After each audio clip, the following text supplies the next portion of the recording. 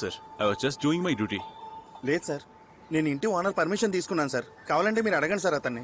ఏం sir, car మీ ఇంటి పక్కన పార్క్ చేసుకోవచ్చు కదా సార్? మా ఏరియాలో పార్క్ చేయడం ఎలా కుదురుతుంది సార్? మొత్తం అంతా కాల్ టాక్సీలు పార్క్ చేశారు. అందుకే వీళ్ళ దగ్గర పర్మిషన్ తీసుకుని ఇక్కడ ఇలా పార్క్ చేశాను సార్. కాల్ టాక్సీ వాళ్ళు పార్క్ చేస్తే పోలీసులకు వచ్చి కంప్లైంట్ చేయండి. కార్ తీస్తానంటేనే పగలగొట్టబోయారు. ఇతని దగ్గరికి వెళ్ళి ఎలా కంప్లైంట్ ఇస్తాను సార్? ఏంటి sir? I was just doing my duty and following the protocol sir. Sorry sir, ఇకపై ఇలా జరగదు. మీ బండి తీసుకెళ్ళండి. సార్ వీడొక వేస్ట్ ఫెలో. పోయి మీరు వీడిని సారీ అడుగుతున్నారేంటి సార్? మనం గవర్నమెంట్ కి పనిచేయడం లేదు, ఇలాంటి కామన్ పీపుల్ కోసం పనిచేస్తున్నాం. వీళ్లే మనకు ముఖ్యం. ఇతనా? 5 ఏళ్లకు ఒకసారి గవర్నమెంట్ మారిపోతుంది, కానీ గవర్నమెంట్ సర్వెంట్ రిటైర్ అయ్యే వరకు చేస్తూనే ఉండాలి. జనాల్ని చూసుకోవాలి. Sorry sir. మీరెందుకు సార్ సారీ చెప్తున్నారు? అతనే కదా సార్ తప్పు చేసింది, అతనే చెప్పానండి. Say sorry.